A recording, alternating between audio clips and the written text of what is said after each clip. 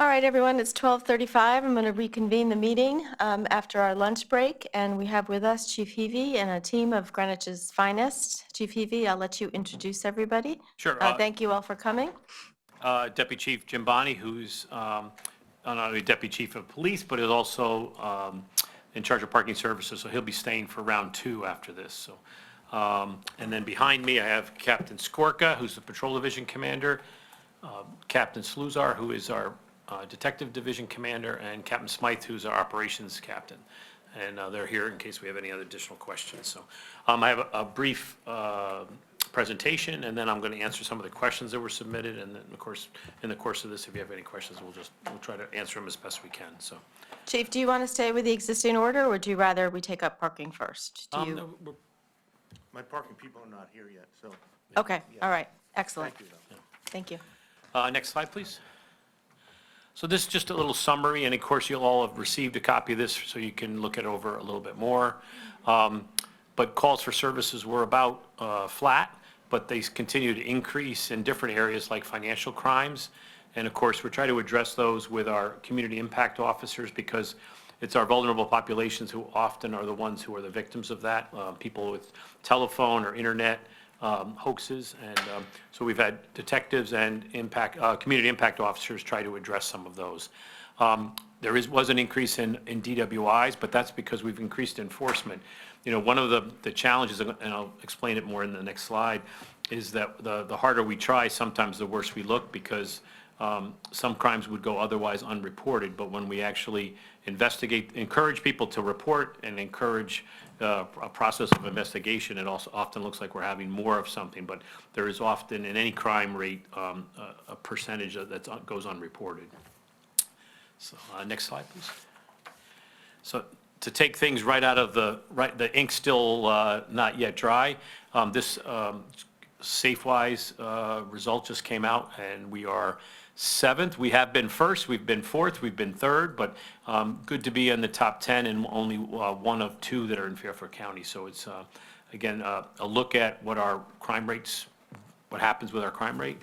One of the challenges is that almost every single car that was stolen in Greenwich had the keys in it and was unlocked. And if we had not had that, we probably would have beat out Ridgefield, which doesn't have much going on there at all. So, you know, they have 3 traffic lights and a lot smaller population, but you can imagine, and it's a great town. Some of our officers are fortunate to live there, but we would be in much better shape if we had just a little bit more buy-in for security. So, next slide. And again, in my area of being the biggest cheerleader for Greenwich Police Department, also pretty excited that just in the last few months, we were reaccredited to Tier 1, and then we also attained Tier 2 and Tier 3 accreditation from the state. A number of years ago, back in 2019, we got our Tier 1 accreditation when it was not a requirement, but we thought that it was a best practice to have an outside agency come in and look at the way we do things, our policies, our procedures, our normal report writing, all of our different areas. And the state came in and did that assessment. We got a Tier 1 accreditation. And then Tier 2 and Tier 3 kind of went into more detail with our property and evidence, our personnel records, everything and anything to do with our operation. And since the first accreditation, it is now a requirement that all agencies in the state of Connecticut have this accreditation.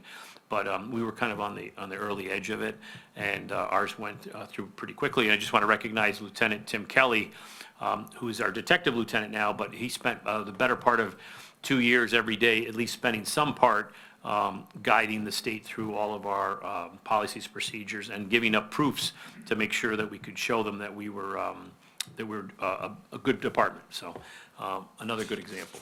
Is this the highest level of accreditation? Tier 3 is correct. Yeah. Thank you. So we'll go on. Next slide, please. So 90% of my budget is payroll. We don't have a lot of equipment per se. We keep it as long as we can. We try to take good care of it. Technology has certainly adversely affected what we're asking for in this year's budget because of things like the Motorola bill coming up about 22% higher. And we have been trying to negotiate that. The other thing I'll show in another slide is we're also trying to get on the state system, which we think will be a reduction in cost. But we have a little bit of feet dragging by both Motorola The state's all lined up to do it, but trying to, they're going to lose some of the money that we send them because we're going to get on a contract with the state. So it's probably partly that. They're not they have no motivation to get us off that contract. So this will be something in the positive. But we do have to look at, Motorola has been a good provider of services, but we provide not only the police radios, but fire, EMS, Highway Department. We have 200 portables on the Board of Education. Again, that's one of those bit of Board of Education support we provide. But everything from the Red Cross to TAG are all on that radio system, and we manage it. So that's a little bit of an increase, a considerable increase. The other is that we have ongoing cybersecurity, compliance, and mandated training. So that is something that is, just a factor, and those have all increased. And then, when we'll talk about this a little bit later, I have asked for an increase in our FOIA headcount, our property and evidence. We're just looking for additional hours. With the accreditation, we met the accreditation, but we have to keep track of all the guns, drugs, and money, and the person who does that right now is a retired officer from another agency who is only part-time. We'd like to increase that so he can maintain the level that we need to maintain our Tier 3, but also to provide better service when people have lost or found things. He's the guy who manages the return of those properties once the evidence is no longer required to be kept by us, or if somebody finds a wallet, those types of things. Animal control, again, another area where the community has demanded more service, but we've had a challenge with providing an adequate service, so we'll talk about that a little bit later. And then, of course, the collective bargaining agreement, which we have at least one more year left in the Silver Shield contract. There was an increase, there will be another increase in July in this last year of the three-year contract. I will talk about this in a minute, too, is recruitment and retention. As coming up on my 15th year as chief, this is the lowest we've ever been. We're at 14 openings. And I actually had an unfortunate circumstance to speak with a family member of a candidate who, I guess they told their uncle to tell me because they didn't want to answer to the chief, but they were one of our high candidates, but they decided to go to another agency in Fairfield County. The single thing being that they had a pension, even though the starting pay is a little bit lower, and that they would probably be in a entry-level position for longer because it's a much smaller department. So, but we are still actively recruiting and trying to retain the officers we have. Next slide, please. So for this year's budget, again, the increase is to a total of 28 million plus. And then just kind of looking at what our revenue contributes to the town. But with that, it's about a 4.57 increase based on, and that includes the request for the change in headcount. So obviously this is negotiable as we go on.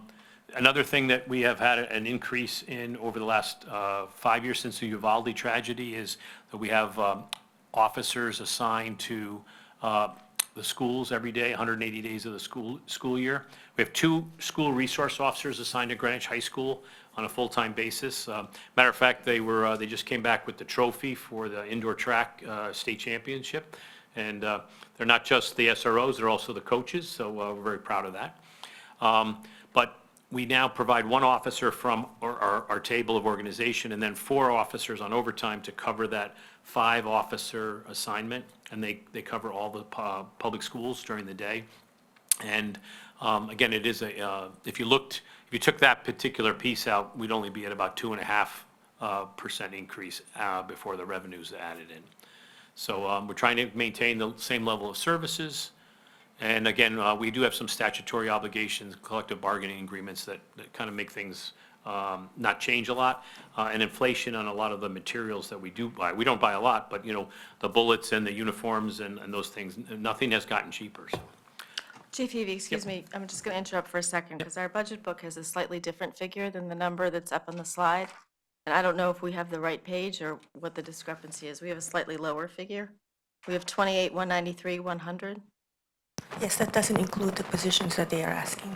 Okay, all right. So I'm just letting you know that what we have in front of us is a different number. Gotcha. We'll make that adjustment. Or we'll make the adjustment. We're going to have that conversation. Right. All right, next slide, please. So a little bit more about that radio system. Townwide radio system running costs for FY '27, about $685,000. And again, part of that is the 22% increase by Motorola. And the Connecticut Land mobile radio system is what we're going to be joining, which we think is going to save us about $250,000 at some point. So we're still in negotiations with that. Next slide, please. So our challenge here, size of the force, as you can see towards the bottom, authorized strength is 152. And just for historical purposes, that number was 155 until the officers in traffic positions were taken off the avenue. And for even a more historical perspective, when I became a police officer, we had 175 police officers in the town of Greenwich. So we have pivoted with some civilians covering certain positions, but we're struggling to keep that 152, which we think is a good number, and adequately doing all the coverage. The other thing that the police department is responsible for is our public safety dispatch. That is at full strength is 16, and we currently have 12. And then if you look over to the left under the two officers there, we have, 8, I guess, again, another error in my slides. That was 8 this morning, now it's 7, because one of the candidates just withdrew that are remaining on the list. We have 3 seats in the Connecticut Academy for April, but if an officer gets sworn in by the first selectman as the police commissioner, it takes 7.5 months to get through the academy, and then they come back, they have to do state mandated training for 3 months at a minimum, so it's almost a full year from the date they are assigned versus available. So that is another thing that we have to constantly manage. So if we had 152 officers, we'd still have some that are in different categories that keep them from doing the full-time job. And the dispatchers, we just hired a new dispatcher. We have 2 that are currently doing their background checks, and we still have a couple on the 9 remaining on the list. So we hope to fill that probably mid-year next fiscal year. Another thing to note is that we have a couple officers on light duty and 2 that are on military leave, and that's, again, a federal requirement that we allow them to be released, but they're off the books and out of the picture to assignments until they return. Any questions about this one? And just another note about the Board of Education, we also provide all the school crossing guards, and there's 23 of them. Next slide, please. So I talked a little bit about training and sustainment. As probably the chief is not the most important position in the town of Greenwich Police Department. The sergeants and the lieutenants are. And that's because 20% of our current police officers that are new patrol officers have less than 5 years of experience. So it takes 5 years is really kind of the first time an officer can even take a promotional exam. And that's because not only do you have a year of training, but it takes a while to kind of learn the ropes, learn the craft. So we have a challenge to make sure that those officers are having good development. So we have a plan to do that, but we also have some state mandates like 60 hours of review training every 3 years. We have, most of our officers are emergency medical technicians, and the few that aren't are first responders, medical response technicians. We think this is a much value added to have that training because they're better officers, and they're also usually the first person on the scene of any medical emergency with GEMS. So we have a development plan that gives them education in evidence collection and crime scene and accident investigation. But some of that has to be limited because we can't pull them off the road when we don't have enough people to fill the position. So again, trying to do the best we can with the limited personnel, but we have not stopped doing that training. And we also have emphasized training for our mid-level managers so that we are building the bench. And we have, and of course, you notice that there's a deputy chief missing. Deputy Chief Mark Zuccarello will graduate, hopefully, in 5 weeks from the FBI National Academy. But we actually are bringing the FBI leader program to Greenwich next fiscal year at no cost to us to provide first line supervisor and mid-managers courses, training. So our officers in the sergeant lieutenant's positions will be involved in that, but we'll also be bringing, subject matter experts from the FBI to present courses, and they're going to actually teach it in Greenwich. So, although I've recommended that they teach a class of 7 to 3 so that the officers from out of town will be able to get home with the commute. Next slide. Sorry, can I just ask a question on that slide? Can you just put context around the 20% with less than 5 years of experience? 5 years ago or 10 years ago, what was that number? Roughly. It's kind of been cyclical because of the way we've hired. And we have an average of 7 officers a year retire. Although recently we had one officer resign to go to another agency, and we just were notified of a sergeant who's retiring to go to another agency. So those are kind of outliers. So this year we'll have, instead of the average 7, we'll probably have 9 or 10. So that's part of the effect that we have with that. Okay. So just talking a little bit about the minimum training, I think I already hit that. So we talked about how long it takes. The dispatchers, they have about 3 months of training, and then they have a CTO, which is a communications training officer, who's their instructor for a period of time till they fulfill a requirement, and then they can take over the assignments by themselves. And I think most of you have been in the communications center recently, which was renovated with grant funds. All right, next slide. So again, lots to be proud of and lots of good stuff happening, but these are the vulnerabilities. So if these are the things, sometimes people would ask me what keeps me up at night. Being down 14 officers is probably the lowest that we've been since I've been chief. I think 10 was a number we were at a number of years ago, and we've gotten close to or actually at a fully assigned strength. But usually by the time someone gets out of the academy, someone else has already left, so it's a challenge. But we do have to look at the fact that there are 18 officers who are maxed out on their retirement, which if they're in the tier 1 retirement system, they can retire at 26 years and 8 months. And then those in the tier 2 program or in tier 1 that have 20 years can retire at 50% of their pay after 20 years, and there's 42 officers in that. So again, a vulnerability. And then again, another challenge we have is that currently we have 36 officers that have a 401k.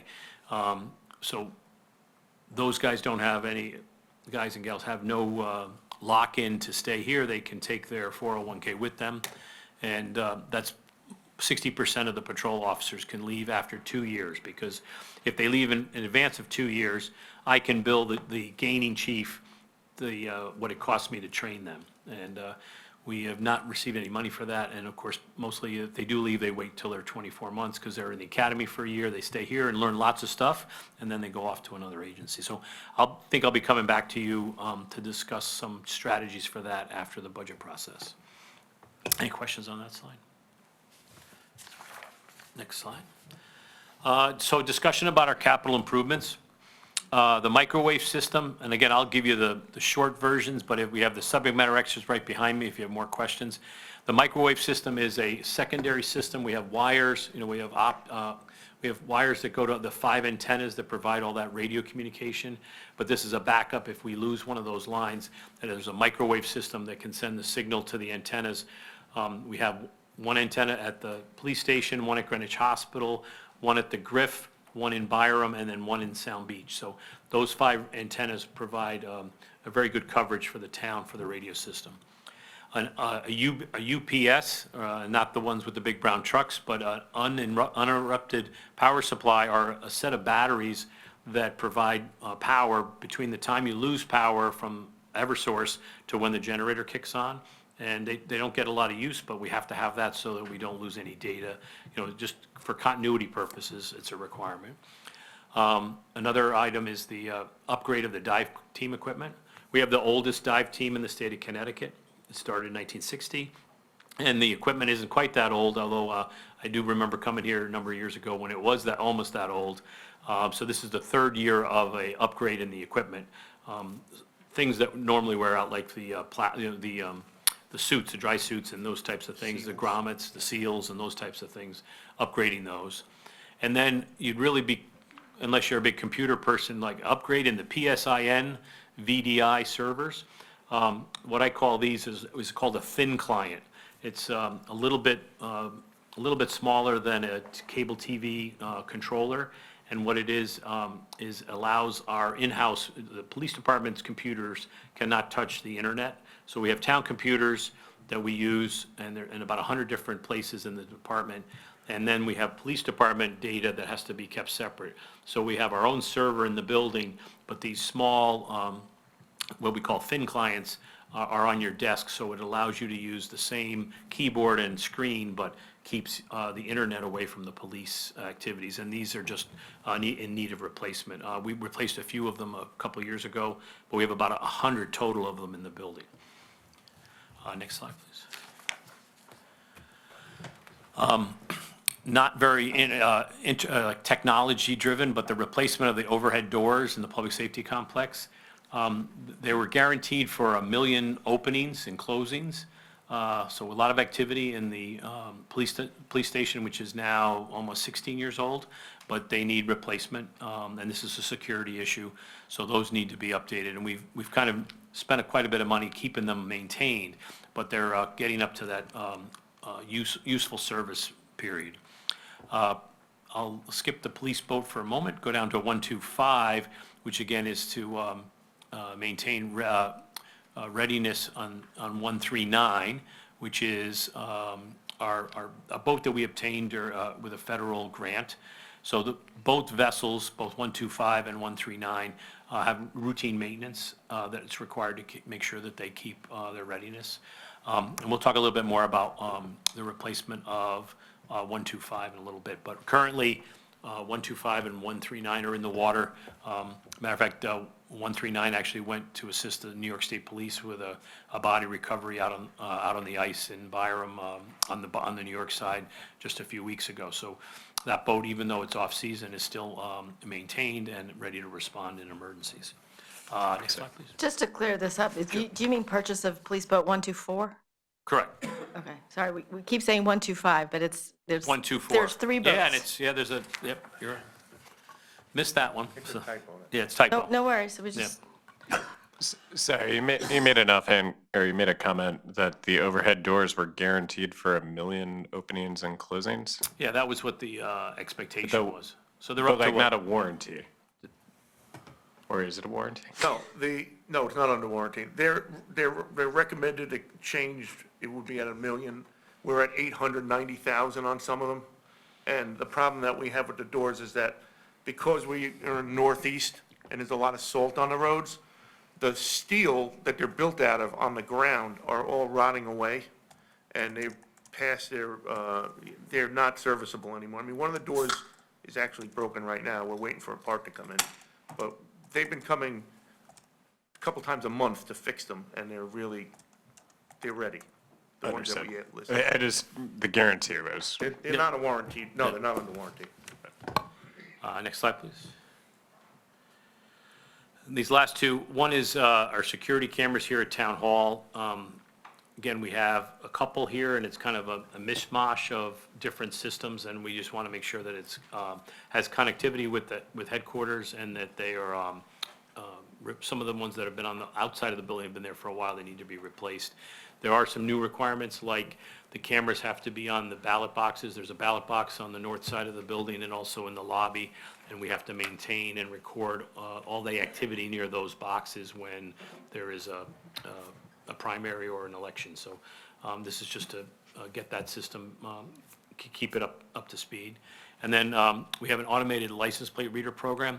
If you saw any of our recent publications, our Officer of the Month, Officer Darko, he was working midnights and got an alert on his phone that there was a stolen car, got off at exit 4, or not a stolen car, but a wanted subject who had committed a violent domestic violence in another town and was possibly in possession of a weapon. So that alert gave him a heads up, and sure enough, the car, when it got off at exit 4, he was able to stop it in Casca. So when we arrested that individual for the violation in the other town, and we also recovered the gun. But that's just one of a dozen examples of how the license plate readers help us with investigations. I know that there's going to be some challenges to possibly limiting our storage or our use of those cameras, but everything that we've done has been in a positive way, has resulted in arrests and resulted in the recovery of individual with Alzheimer's, different things that make them useful. So we have them in a number of places in town. We just want to continue that program. Although I do recognize that there may be some challenges to how long we store that data. But so far, it's been a very positive thing for keeping Greenwich safer. Next slide, please. So we do have the tin cup out as best we can. We have 50% reimbursement on all our bulletproof vests. Bulletproof vests get replaced every 5 years because of the damage of wearing it every day. It does become worn out. But because we have a mandatory bulletproof wearing policy when you're on patrol, we're able to get a reimbursement by the Justice Department for half. We also apply for as many DWI enforcement grants that we can. And we are currently waiting to find out if we're going to get another one this year, but we do try to get those as much as possible. And then the Connecticut DESPP grant is on your phone bill. You get a couple cents you have to pay to the 911 center in the town that you are. And when they get all of those funds, they're divided up by the towns. We're called a PSAP, which is a public safety answering system. So we get a little bit of money for that. And that currently we do some backfill for those open positions with overtime. And we've previously used it for the upgrade of the 911 center. So that didn't cost anything. That wasn't a capital requirement. So next slide, please. So now we just move on to 124. So when we presented our budget originally to the first selectman and the town administrator, they talked about and deferred the boat replacement of 124 for 1 year to not this coming fiscal year, but to the following one. But we'd like you to consider possibly leaving that on this year's capital because of a number of reasons, and we've listed them there in a hard-to-read slide on the board here, but you'll have copies of that. But I will go over a couple of things. First of all, the old 124 had been planned maintenance. It was going to have the jet drives replaced, some painting, and a crane replaced. And when we pulled the boat out of the water, we discovered that there were some significant damage to the hull because of electrolysis, and the boat was really not seaworthy. So after consulting a number of people, we decommissioned the boat, and the boat was sold at auction for how much? $7,500. But we took all the equipment off it we could, but we felt that it was a liability to keep it out on the water. So we didn't spend an amount of, we were going to place the motors at $45,000 and the painting, the controls, a number of things. So if we were to bring that boat, if we had tried to bring that boat back up to full service, it would have been about $265,000 for a boat that was 22 years old. So we just didn't think that was a good use of the town resources. So consulting with Deputy Chief Bonney and the Marine Division officers, tried to come up with a boat that would be useful for us as the third boat, because we want it to be a boat that the officers can use in shallow locations, and also officers with a reasonable amount of training could operate. 139 is a jet drive boat, and it does require a lot of training and a lot of practice so that you can be proficient as the captain of that. So we're looking at a Boston Whaler, 25-foot, and we've included a number of the details about that boat. And that boat would come in at about $296,000. So we think that it would be considered. Now, 139, as we saw in the capital improvements, and 125 are both scheduled for maintenance. And initially, we were thinking about if we do wait a year, that means that when we pull those boats for their service, we would be down to one boat. And when you have one of something, you could have none. So we'd like to have it, so if we were able to purchase this boat this year, we would do the maintenance on the other two boats one at a time, but we'd always have two boats in the water. And we think that's the best as far as providing the adequate coverage on the water. Chief Eby, if you don't mind, could you give us just an overview of what the marine operations are like the need of the 3 boats? I don't know if people fully understand Sure. what goes out there 12 months of the year. Yeah, so just to reiterate what he had, the chief said, we have one boat, which is 139's fire capable, so we utilize that for boat fires, and we've had several of them. And when you have a boat fire, 139 has to stay in position and fight the fire, and you have to shuttle people back and forth with another boat, and then you have to have someone keep all the other boats away from the fire. So it requires a significant amount of manpower to do that. The other issue we're having is that 124, which suffered from the electrolysis, had hull degradation so bad that you could stick a screwdriver through the bottom. 139, which is made out of the same material, was parked right next to it. And we haven't had the ability yet to have that inspected because we don't want to go down to just having one boat. So we're hoping to get this 3rd boat so we could send the other one down and have a bunch of work done to it, not just painting and, maintenance, but it needs some work. So we utilize the 3 boats for patrol of all of our shorelines, protection of the Greenwich, all the islands and Island Beach where we have ferries, and we are the primary first responders for medical and police things on all of the islands and all of the shoreline. We handle all of the patrols of the shorelines as well.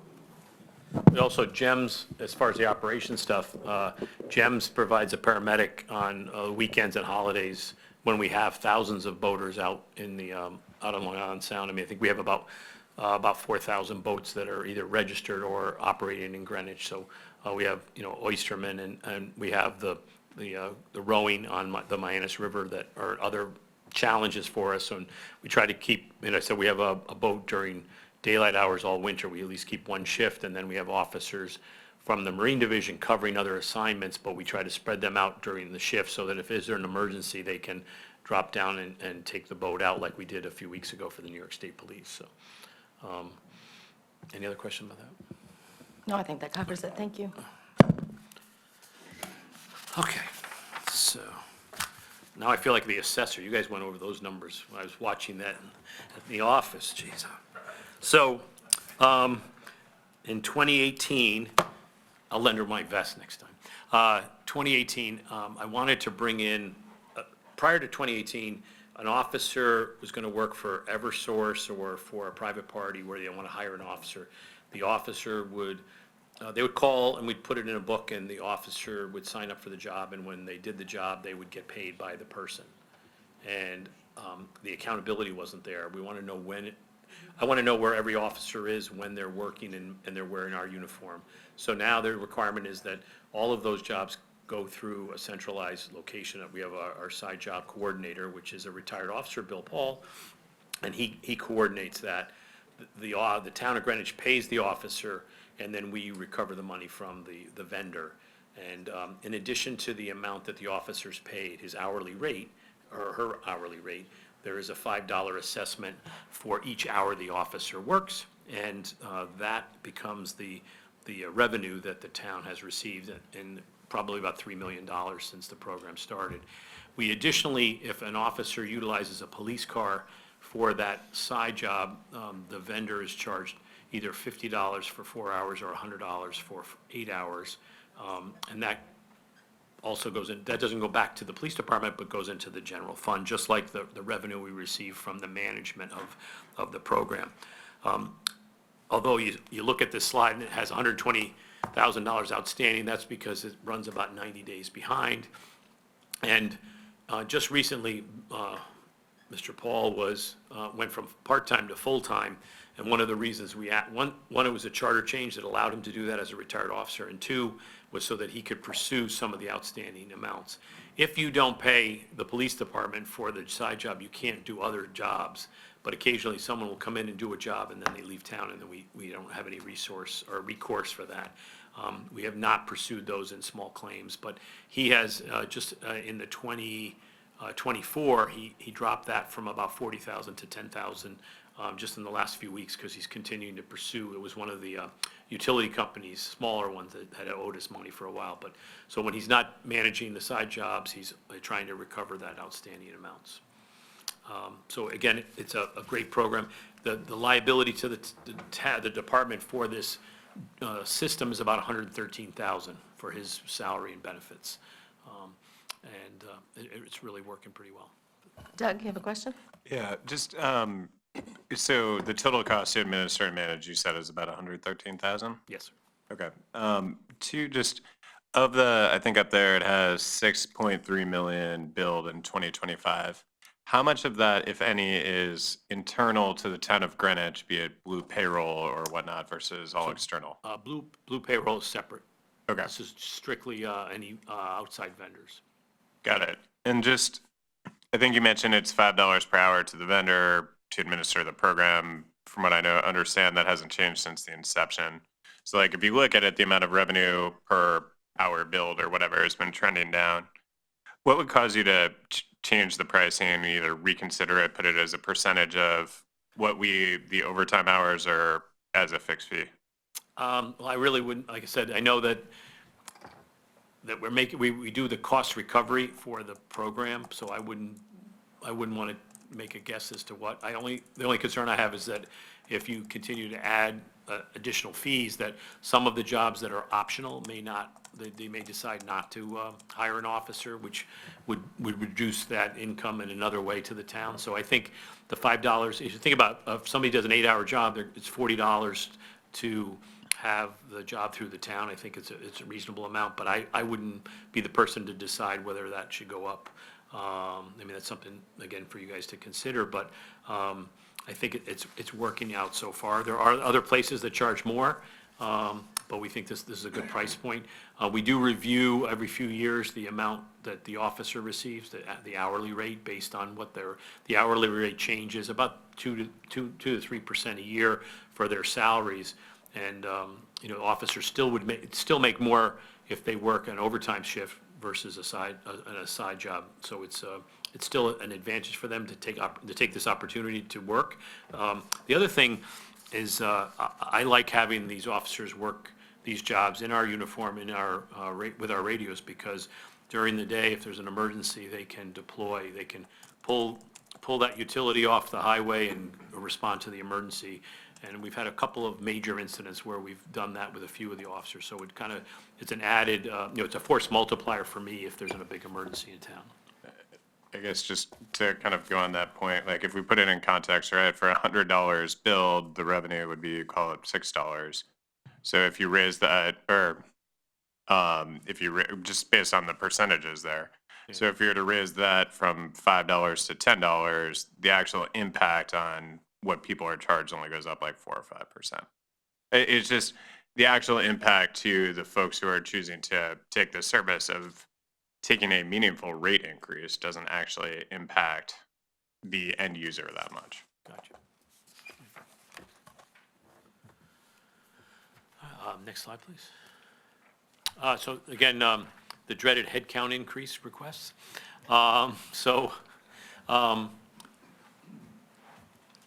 Since I've been chief almost 15 years, we actually have gone down in headcount versus increase. And that was a change that occurred during COVID when we took traffic officers off the avenue. Although we still have officers on the avenue, which is always an explanation that I need to make in public, is that some officers were redeployed to the ORCA team, the Organized Retail Criminal Activity. So we still have bike officers and the ORCA team out there, but they're just not standing at the intersection directing traffic. So a couple of things that we'd like to consider is, one is that the animal control officers, and I have the numbers. Last year we spent about $25,000 in overtime to provide adequate coverage at animal control because we don't have enough people there. We have 2 sworn animal control officers, and they work a very odd shift. Sometimes they work 6 days in a row before they get a day off. And we've had to provide overtime and temporary employees to make sure that we had adequate coverage. Part of that is not just enforcement, but we have a full-time kennel person, but we have, often if someone is out, we have to have somebody come in to make sure to take care of all the animals that, we have at the animal control. We haven't had an empty animal control building since COVID. So someone has to take care of the animals, and then they're limited, once they've done that, to go out and investigate complaints. And then third on the list is to do selective enforcement. I was glad to hear the other day, they gave out a ticket for a dog's roaming over in Pomerantz. But unfortunately, that is not a frequent occurrence because we just don't have the adequate resource to provide that service. So what our thought was is to reduce the amount of overtime in that animal control section, create a third position, and then have that person, we'd be able to have a little bit more coverage on the weekends to provide coverage for Greenwich Point and the parks and the other places that we get frequent complaints. Again, we've been trying to manage it with a lot of overtime for some period of time. The second position is FOI, Freedom of Information. So a number of years ago, when we went to body cameras, which are required since 2020, there's a lot of data that is requested. We have one individual full-time that handles our FOIA requests, both for written copies of reports and also for the data that includes the cameras. If the command staff leave here this afternoon and we have an incident occur that we all get engaged in, we'd activate our body cameras. That one incident would have 5 body cameras, and maybe it's a half hour or an hour. The FOI person has to review all of it, and then make sure that we redact victims, make sure we redact juveniles, make sure that we're only releasing what the courts approve us to release. When I came over this morning, I think there were 37 big cases that were in the queue to be done, but she does as many as she can, but it's a lot of work. She also has to appear at the FOI commission and manage reports that have to be presented. We looked at other agencies. Stanford has 2 full-time retired officers who do that, and other agencies of our size have more than one person doing it. So we think that this would be, again, a better service for the community. Many people call to get a copy of a report, and that's not a big deal. We have those easily done. But when attorneys call for copies of all the body camera, because there's going to be a challenge that requires a lot more work. Unfortunately, we do have statutory limitations on what we can charge. We can charge only $1.50 a page, and we can charge for the expense of the thumb drive, but not the number of hours of labor to prepare something. And as people know, some people they FOIA things with huge requirements, like, I want to, every time Chief Heavey stopped a car in January, and it might take a long time for them to get all that, information. So we're hoping that there might be some statutory changes that we can, if you don't have a nexus to the incident, like you aren't a victim or a person involved in the incident, that otherwise you'd have to be, we could charge them a reasonable amount for the labor, but right now we're not allowed to do that. And then the last piece is, again, I mentioned during accreditation, is our part-time property and evidence clerk is really just trying to keep us head above water and keep us accredited and make sure we get property and evidence back to victims and to citizens. So we'd like to extend a few hours in that particular area as well. So that wouldn't be an increase in a head count, but just an increase in the total hours. So right now, that position is .71. Do you have an idea of how many? We'd like to make it a full-time position. You make it a full-time, okay, FTE, okay. And again, we can discuss those more, at the HR committee and with you as we go. And we did have the paperwork for those, with the justifications. Okay. Do you have more slides? Yes, next slide. Okay. We're going to come back to a few of these things, but you're on a roll, so we'll Yeah, let you no go through the. So, next slide, please. I think I've already covered that slide with what I said about animal control. And the next slide, I also did the coverage for that. I got ahead of myself. And one more slide. All right, so now we're just talking about our vehicle totals up to 73. And we appreciate everything that Fleet does, but it's a challenge for us to get adequate maintenance of our vehicles. We recently, 2 years ago, we actually leased some of the motorcycles because the 2009 motorcycles we had really weren't serviceable and reliable. And we have an officer who is trained now to maintain those, who went to Harley-Davidson School and was a mechanic before he was a police officer. He really still is a mechanic. And, you know, we're doing really well with the Chevy Tahoes as the police vehicle for patrol. But those vehicles, again, have to be well-maintained in order to have good service. So every Monday, Officer Matt's down doing motor stalls on every vehicle to make sure that they stay in service. So we support Fleet's effort to try to get to full manpower because it is a challenge to get, you know, some of the routine services done. But we do take care of all the equipment as best we can. So the other little thing that'll probably come up is that with the Board of Education security plan, we do take 5 cars that would normally be our spares, and they're used every day for the school safety. So the mileage on those cars is going up a lot. The industry standard for the replacement of a police car is to replace it at 85,000 miles, and that's taking into consideration the fact that for every mile the officer drives, they're probably sitting idle for an hour or some time. So we try to start getting those ready for replacement on an annual basis. Like we replace about 5 cars on an annual basis, but that number is becoming, that creeps up faster than we'd like. And if it's a staff car or detective car that doesn't have that constant patrol and isn't idling a lot, we try to keep those cars until their warranty wears out at about 100,000. But again, another vulnerability for hardware or equipment because the mileage is getting quite high on those. Next slide, please. All right, that's the end of the slides. The only ones that are behind the badge are the revenue and the costs. Oh, actually, go next one, the next one. One of the questions that was submitted was the increase in the cost of education. It's a positive thing that almost 60% of our staff have a bachelor's degree. I think that's a better officer because of their wealth of experience attending college and being able to be good investigators. So that number was much lower, say, when I became a police officer. And then we have a number that have masters. Captain Skork has got 1 class left, and he'll get on the master's list there, so he's almost there.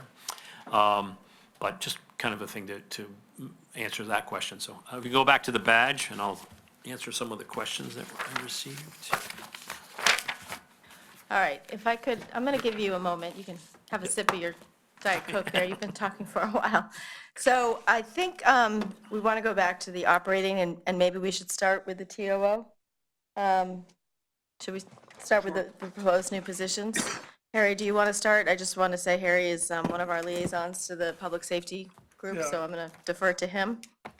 David Weisrod and I met with, Have your mic on.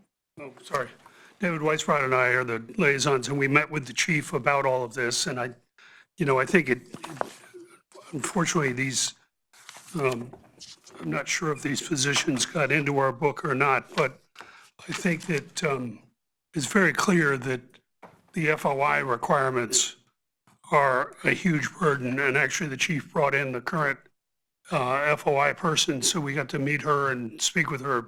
Terrific individual. Was a paralegal and is doing a great job, but is totally overwhelmed by the requirements. So we support the increase in the FOI from 1 to 2. Property clerk, we didn't talk about that as much, but I hear you on that. You've got a lot of property that you go through, and I think David and I would support that. The animal control is a little tougher because it seems like you're doing okay there. It's not great. You're not necessarily meeting the demand for services, but I had asked you about the overtime. It's only $25,000 For last to year, yeah. meet the current. 16,000 to date for this year, but I'm sorry? 25,000 for last year and about 16,000 so far this year. Yeah, okay, so it'll be a little bit more than 25 this year, but that's getting by with an acceptable level of service. You've obviously got demands on service, but I think that's how David and I would come out on it. Do you confirm that, David? Yeah, I think one thing we didn't discuss is the possibility for the FOIA position, the incremental, to be part-time, this is new. Harry conveyed it correctly, but as I think about it, and I didn't have a chance to mention this to you, Chief Hebe, but is there a way to, instead of a full position, go to a part-time and then get reevaluated? So I would really want to defer to the expert, Lauren O'Connor, who's our FOIA person, to see if we could get someone who has the adequate experience and training. Like, again, we're fortunate that her background was that she was a paralegal before she came to us. So I'd certainly welcome a half person than a whole person, but better than no person. So And I would like to echo what Harry said about the existing person. She's excellent and really a terrific asset for the town. Absolutely. Yeah, I think, David, that, we talked about in our meeting with the chief and with Lauren that, she's actually identified a candidate already for this, but we talked about that, you might be getting someone from the court system. You'd be trying to attract someone who's probably in a full-time position now. So the idea that you could attract someone from a full-time position to a part-time it's probably a bit of a stretch. And it seems like the workload is there. So that's I think where I come out on it. I think Human Resources is also going to take up the issue of the newly created positions or additions to existing positions. I want to point out, it's not just the FOIA piece, which has certainly increased since the advent of body cameras, but there's also just the record specialist. And does that involve accident reports from that insurance? I mean, The accident reports are a little bit easier because those are kind of automated, but we do have two part-time clerks that manage that in general services. So that one's not as much, but when you have copies of criminal matters, those take a little bit more requirements before you can release them. They have to be verified that we protect everyone under the statute. So, but accidents don't seem to be the big thing. So it's everything else. It's all the other cases. okay. So if I look at the TOO that's in our budget book, and I don't know if you have a budget book in front of you. And if I'm understanding you correctly, these are positions that you requested and they just didn't make it through the first selectman's vetting process. Is that right? Correct. Okay. So I see, I don't know if this is a mistake, the police scheduling coordinator, the part-time position is gone away and it looks like it's a full-time position, and I'm wondering if that's a mistake. So what happened was that occurred under this fiscal year, but didn't get changed in the book. So we'll blame the prior administration of the finance department, not the current. All right, so that's already happened. That's already happened. That's already He's in full-time. existence. Okay. All right, that's helpful. It's hard to keep track of the interims, I have to say. I think we're going to have to do a better job of doing that. So the FOIA and record specialist is shown 1.0 here, and your request is for a 2.0. And then the animal control officer, you're requesting going from 2 to 3, which there'll be further discussion about. Is everyone clear on that? Yep.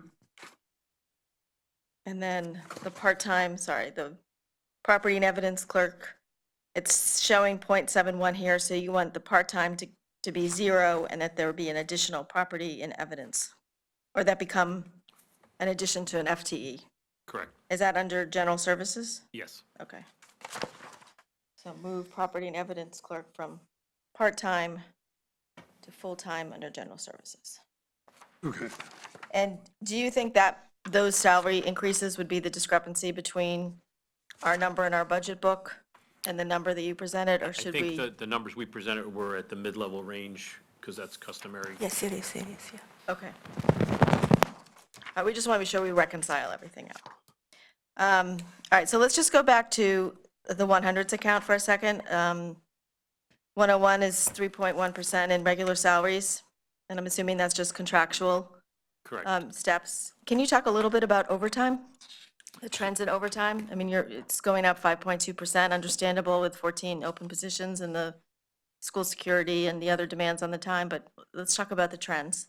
So again, the challenge is that this is probably we're having 14 officers positions open, and most of them in the patrol division. We haven't had that in a number of years because we've been able to have enough officers on the road. So we've we've not promoted people into other positions, but kept officers in patrol. So we haven't made a detective or we have a court officer position open, and we're not filling those right now because we need the officers in patrol. And we have to fill those spots, 24/7, and that's the biggest demand. In some of the payroll, you'll see that the detective salaries or for overtime is used to cover patrol, because we have a detective working patrol to cover a shift. And we look at it every 2 weeks to try to maintain. Last year, some of you will recall, we did ask for additional monies to make budget for payroll, but fortunately, we're able to do enough management of moving people around to different positions to cover patrol adequately, so that at the end, I think we were one police jacket away from being over budget, but we were able to make it, so it was very tight. And then- Actually, can I follow up on this? So overtime services gone up almost 2/3 in the last 6 years to this 3.41 last year. And just as a percent of salary, pre-COVID was 15%, now it's 20%. So it doesn't seem like a very recent phenomenon. This is multi-year. Right, but again, during COVID, we had a higher percentage of assigned strength versus available strength. We just don't have the people. So we're using the overtime funds to have officers work overtime to cover the patrols positions. Then I guess the follow-on there is, if I look at this, the $3 million versus, again, experience has been called 3.4, 3.7 the last number of years. Is this a reasonable expectation for, like, a reasonable forecast for the 27 budget?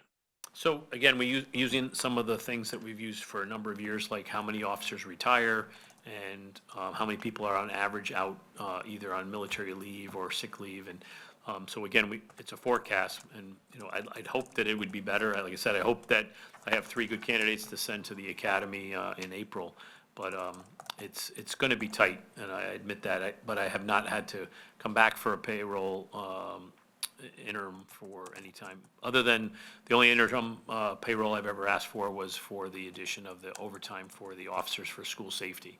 That's the only time I ever asked for that. Got it.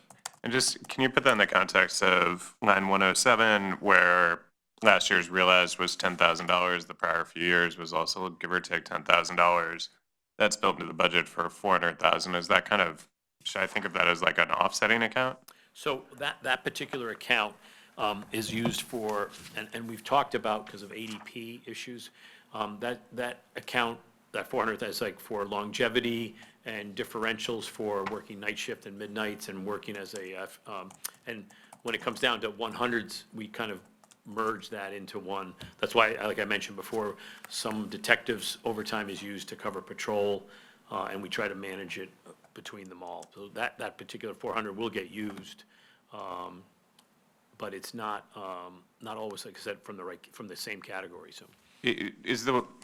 I guess put differently, should I almost think of that in the context of the 110, the overtime services, and almost, I understand they get allocated to 2 line items, but really treat them as a single? Correct. Any questions on 100s? But I actually have one more, just, in the, I know we don't budget to it, but just the 125, the payment for injury leave, you've seen a really impressive trend there, which over the last few years, which is great. What it implies about the health of our officers. Just what strategies or strategies have you employed, if any, that are seeing improvement there? My predecessor always said, don't take credit for something when it's good, because if it goes bad, they'll blame you. But what I will say is that the officers are much younger than me. So we have younger officers, and we have emphasized wellness, although we've had some challenges, both physical and others, over the last few years. So we have a peer support group, and we do a number of things to try to make sure that the officers have the support that they need. So I wouldn't, like I said, we'd like to, we have KGA, which is a town-provided service, and then we do try to get people back as quickly as possible from injuries. But I think the patrol staff is, like, when I talked about those, having so many of them less than 5 years on the job, is that they're younger. It's harder for me to push the black and white or make some of the stuff that they do. I still can do it, but it's just, it hurts the next day. That's great to hear. Do you happen to know what line item is the Motorola increase? Is it the data word process? No, it can't be that. What- No, I'd have to check. I'd have to rely on the staff to bring that one up. I'll have to look at, I'll get back to you with Yeah, I which was just one it is. looking at some of the larger, the increases. Data word processing supplies is up 28.4%. I was just trying to identify where the Motorola is. Yeah, I don't know. Because it's showing a negative. Yeah. And then maintenance of machinery is going from 664 to 750, up to almost 13%. Do you happen to know what that is? So again, I talked to Deputy Chief Zuccarello about that one. It's just, again, a lot of the increases in the service costs for people coming out to repair, make repairs, like we talked about the doors and those types of things. As things get older, you know, the police station's 16 years old. I think we should probably put it on the book for when we get replacement, you know. So, not that we should have a Took you a building long committee time yet. last time, so. Yeah, it was 72 years before we got a new building the last time, but. Can I just, in the 300s, on the 330 wearing apparel and 331 personal protective equipment, are those effectively fungible categories or are they very distinct? No, well, again, Deputy Chief Zuccarello is the haberdasher of the department, but one of the challenges is the bulletproof vest carriers, they've 100% increase. And the officers bear some of the cost of themselves, but it's still, we have to provide $150, but they're $300 now. It's just, we did do a replacement as things become unserviceable. Instead of having a light jacket and a heavy jacket, we're getting a combination jacket, which the officers can take the liner out and wear that as a suitable outer garment. So he's hoping that that'll reduce that item a little bit, but. So just think, okay, so the way to think about it is 330 is the bulletproof vest, that was up. The carriers, not the bulletproof, but the carrier, the carrier. device and That was anything up a bunch in '25 and maybe under budget, we'll end up under budgeted this year, but that's a more accurate reflection. Great, thank you. I think David has a question. David? You may have covered this already, so if you did, just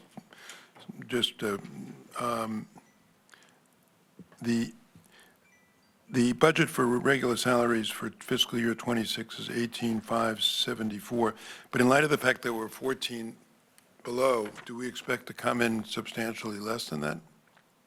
Well, we have those positions, but we have to cover them with overtime, so there's really not. No, but I mean, on that one line, I realize, and so one would imagine that the 18,574 would be substantially less, and perhaps the overtime at 2.8 would be substantially higher. They may offset, but, But I think that's the way we kind of work it, is we look at both numbers. The 100's kind of as a combined pot. right, I don't know if Joan has run that.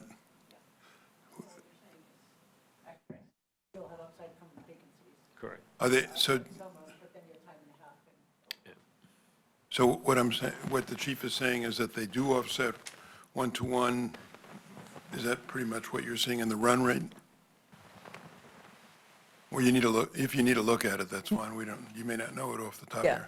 your. Well, I would just say that the overtime's more expensive, so it's not necessarily one-to-one. They're covering with the time and a half. Yeah. So they would run, it's net negative, but they do offset, but not fully.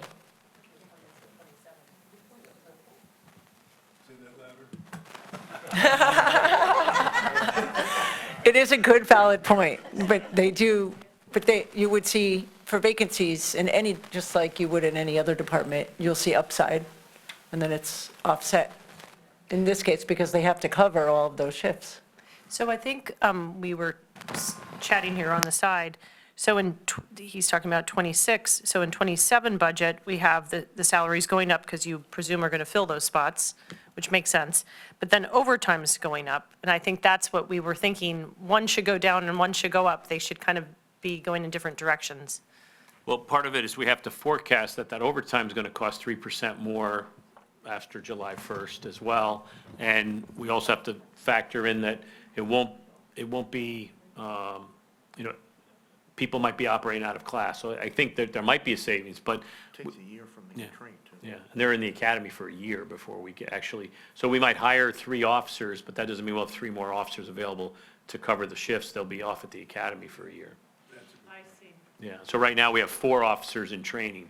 So if you want to really look at, I have 137 officers available to get in police cars and drive. So,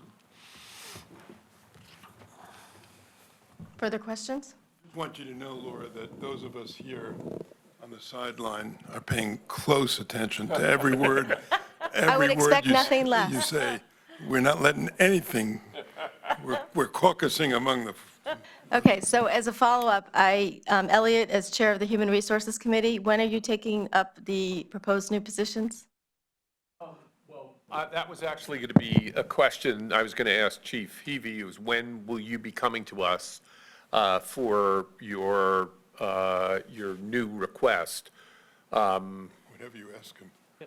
whenever you're ready, we're ready when you are. You have a meeting, I believe, on the 25th, do you not? We do, yes. So if you'd like, you can submit for then, or if you can't make that, I can give you the date of the next meeting. I think he Well, wants, ideally, we do it on the 25th, because we need to vote on March 3rd. Okay, oh, right, okay. So, so just come to us then before our next meeting, which, Next Wednesday. It's February 25th. yeah. I'm just confirming that, yes. Many- February 25th. And I think there are a couple worksheets that we ask you to fill out as part of that Yes, exercise. exactly, yeah. And so Agnes, can you work with the department to just sort of reconcile what's in our budget book versus the request that came in? We do And I have the think- worksheets we do have the 3 position worksheets, so. Oh, excellent. You're well ahead of the game. Doug? I actually just have a question around prices and revenue. I appreciate you mentioned certain things are regulated by the state, and maybe they all are. But for things like permits and some other areas, we haven't seen any sort of change for permit pricing in, decade plus. How much, what is under your control to make a decision on versus how much is mandated by the state, as you mentioned, 50 cents per page and If you whatnot? could go to one of the last slides has the revenue numbers for us. Keep going. So, and again, not the easiest one. Copies of reports and the body camera footage is restricted by the state. The others, vendor permits and like a bazaar and raffle tickets, those types of things, those are regulated. But there might be other areas that are not regulated, that they've just been that's for a period of time, so. But I have to get a breakdown as to which ones are limited by the state, so. But you're suggesting most of the permits are. About half of that. Got it, thank you. So now would probably be a good time to talk about the new speed cameras. Okay. so I got a Just going to ask that. Yeah. So, we have a company, Blue Line, that is our vendor, and we actually have a meeting with them on March 2nd. We have not received any funds from them, although there's been some fervor over the about 7,000 tickets that we've issued. About, out of the 9 cameras that are in town, 8 of them have seen a reduction of speed about 90%. The one that is exception is North Street, in front of North Street School. So again, we're working to try to hopefully get more education. And in this week's Selectman Bulletin, and we're going to have the listing by hours, because it seems like a lot of people say, oh, I should get a break because I didn't know about it. And, we did a lot of social media and other ways in which to get the word out that we were going to do the enforcement. So the other concern people had was that what we're going to do with the funds. So it's, there'll be a resolution between Finance and the Law Department and us to have that money go in accordance with the Public Act for traffic safety in town, so for education, engineering, and enforcement, as per the statute. You can't use it for regular budgetary things per se, but it can be used by, say, Public Works makes a request or the police department makes a request. But we're hoping that the way we word that, we work to get collectively to figure out what would be the advantage, or, what's the best use of that revenue once we get it. So the best thing I can say is that people need to go slow at school zones. And again, I feel bad for people, but it is not, it's not a revenue generator, it's a safety. We're trying to make it safer near schools, and that's the biggest challenge. And up until now, we just haven't had enough resources, but now the camera seems to have changed people's behavior, at least a lot of people's behavior, but not everybody's. Sorry, can you mentioned a stat quickly at the beginning, and I really want you to reemphasize, because as you said, the goal of this is to get people to stop speeding in school areas. Can you say again what reduction in speeding that you have seen in school areas? I know you mentioned something back in October. You made another mention outside North Street, but say it again. So about 90% out of 8 out of the 9 positions. The one at North Street, the reduction's about 38%. So they need to catch up, but not go faster to do that. Which is an amazing outcome, because like, can you just contextualize, before, what is the base of, like, was it 40,000 a week, or what is I'd have to roughly- look at, we did do a traffic study in advance of implementing the cameras. I don't have that in front of me, but again, there were a lot, if you think about if we were issued 7,000 tickets and multiply that out, there were probably 100,000 people speeding it's for the same period of time. And now we have, most of them slowing down, so. Harry? Yeah, it just occurred to me, we've got a request from DPW for funds to repair the blinking lights in the school zones. Would that be a valid use of the funds from the cameras? I believe so, yeah. That's something to think about. Because the funds will come in coincident with the need. Yeah, the other one that I think of is maybe and we've used them in a couple spots, the flashing pedestrian lights, like the one out here in front of Town Hall. Oh, the RFIBs or whatever. Right. Yeah, So those might be another area that I Right. think would be a useful use of those funds, so. that's good to hear. Thank you. And so just, Hang on, let me just recognize Joe. Oh, go ahead. I'll come I back didn't to see you. him. That's okay. Be able to speak. Just a practical, back to the topic before the speed cameras.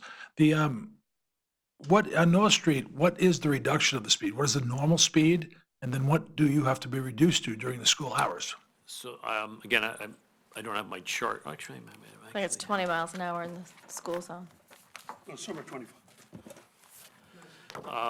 North Street, between 8:15 and 9:15, it's 25, and between 9:16 and 3:14, it's 35. Then it goes back to 25 from 3:15 to 4:15. So the bell times are 8:15 to 9:15, and 3:15 to 4:15, you have to be 25, and in between those, you have to be 35. So 35 is the normal speed limit without? Correct. For a Saturday, say, okay, 35 Yeah. and then 25. Thank you. 10 miles an hour difference, all right. The 25 is higher than it is on North Maple and the other streets where it's 20, right? He asked about North Street. Yeah, no, I know. So Did you have a particular area we want to check for where you drive? I'm not going to name, So I do want to ask about North Some people did Street. get tickets. I want to ask about North Street, because the posted speed limit in the North Street school area is 40. It's not 35. No, it's 35. It goes down before North Street School. It goes back down to 35. I'm pretty sure. 35. 35. So the way the contract works with Blue Line is they cover the cost of the equipment, the cameras. They get reimbursed before we see any revenue. Yeah, so we'll start to see some shortly, but it's that and some of the processing fees. Some of the So processing We'll fees. come back to you guys with the report for that. Okay. Joan, myself, and others are meeting with Blue Line on March 2nd. And they're actually, because of some of our dissatisfaction with some of the data, we're going to have them actually come out here in person to talk to us. Great, and I'm glad you're working on the resolution, because I think that needs to be added this budget cycle. And I would just ask if there's any other resolutions that you think need updating? Yeah, just the ones that accept federal grants and state grants, that's a kind of boilerplate one we do every year. Yeah, I mean, I will tell you, some of these things, I'm not sure if they actually happen. I'm looking at the one that says the chief of police on July 1 and January 2nd shall submit a written report to the BET detailing, describing property received. I don't, if some of these things are not actually happening, let's flag them and let's figure out. But we have to present, I do some reports to you guys on an annual basis. I'll Okay, look at so them. that's the other thing, Agnes, that we have to figure out is what are those reports and are we getting them? I just want to come back to the speed cameras for a second. So we had, with that reduction in speed that you were seeing as tickets come out, just because I've gotten texts and emails of people being like, oh, it's all this, multiply the tickets by the price, whatever. When you see that significant reduction, at that point, you would assume that the product, it will be relatively immaterial to the town budget. Is that correct? I think the revenue will go down over the course of the year as people, so it's not something we can say, oh, we're not going to get a certain number every year. It'll get better each year. And the other thing to mention is that when like Central Middle School when the new Central Middle School opens, we may move a camera or we may do another traffic study near all the schools to see where we better serve. I know some people wanted one in front of their school and, it didn't meet the criteria, but we may end up saying, well, now we should add one to a certain area if there was an increase in accidents or there's, the traffic study says that there is an increase in speeding at another area, so. Should we flip through the capital book before we go to parking? Laura, can I just, Sorry, Joan and then Leslie. just very quickly, the Motorola increases in account 420. Leslie. So I'm looking at the revenue section. So where do these funds go for the police department? Into what object code? So I don't think they're reflected. There's nothing in there. There's nothing in the Zero. revenue. I know, but we're now talking about it in place, and we're talking about the fiscal year '27 budget. So shouldn't we be setting up an object code and putting the funds there, or is there one there already? So what we're Private talking, speed cameras? yes. So what- that will not be, it'll be a separate, there'll be a resolution for a separate fund that'll be for education or outreach or potentially schools. But education and outreach is not in the state legislation, or what I saw that I'm hearing from lots of people, because there's 4 in District 7, there's 2 in District 11, et cetera, et cetera. And these are all above the post road, they're all west of Orchard. So the question is, where is this, and quite frankly, my own safety is being hurt, because I'm being passed, I don't know how many times a day, because I use these streets, and people are not observing them. And maybe they don't care whether they pay tickets, but it seems to me the money should be going into the general fund. So I don't think that's So the I- way the legislation was written. the Public Act requires that those funds be used for specific purposes, and the resolution will mirror what the Public Act says. I was trying to make it a little easier for people to understand by saying that, accessibility, enforcement, engineering, those types of traffic safety things would certainly meet that criteria, but we'll check on that. So we'll make Yeah, sure and that I'm- those match. And Joan, I'm not sure who's tasked with this. Is this the law department? I'm sure the law committee will have input on the resolution. And you had We were offered gonna to do it write it, in and I was combo. like, no, it shouldn't be you, but No, we're working with them. excellent, okay. All right, It's got a question. Elliot. Thank you. Thanks, Laura. I just wanted to reiterate a point that Harry made, which I think was a good one, and he essentially was saying that money is fungible, so we can use that money that's coming in to offset other expenses the town has, and, that revenue, the town of Greenwich is not, maybe, doesn't want to be in the business of giving lots of tickets out, but if we do give tickets out and if we do raise money, and we can use that money for other parts of our budget, then that's a good thing for the town. So I agree with Harry's point previously, and I think we should, we should all consider this a good thing, at least from a budgetary point of view. Joan? Just to clarify, we need to be really careful, because these funds are not to fund other parts of the general fund budget.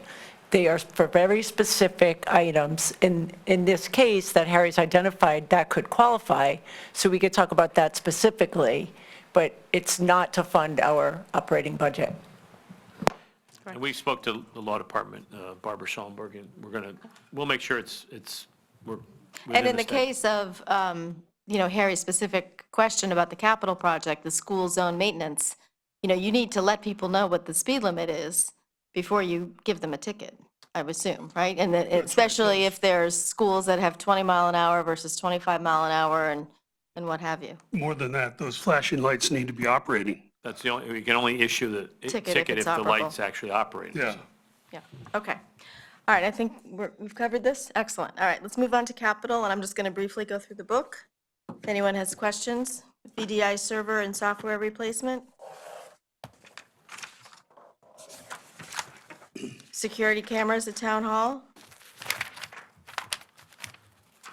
And these are all monitored from the dispatch center, is that Yes. correct? Automated license plate reader program. Harry? Yeah, these are the fixed ones, not the vehicle ones. Correct. Right. The townwide radio microwave system maintenance. Yeah, I had a question. Can the 911 fund help pay for this?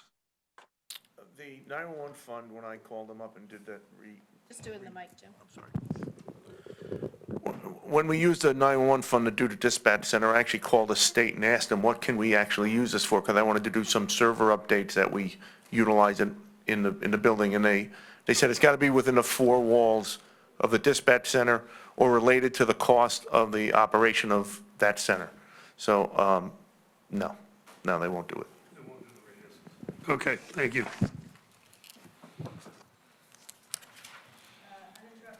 Uninterrupted power supply maintenance. I appreciate all the invoices in here. It's a lot of extra pages, though. Dive team PPE. Police boat 125 maintenance of 20,000.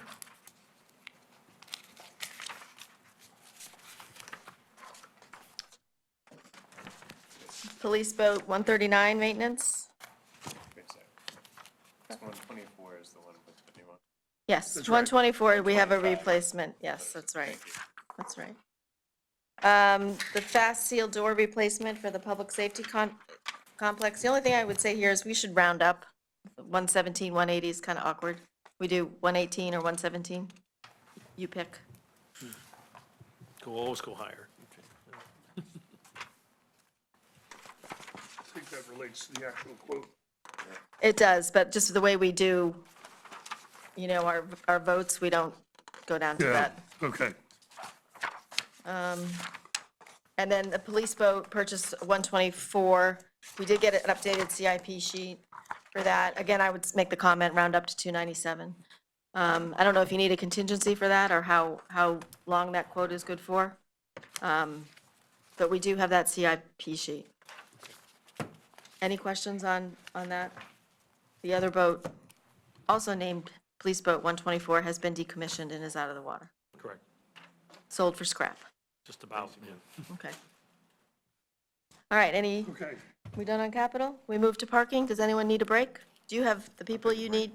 Okay, take a break. All right, well, we convene, is 10 minutes good? Okay.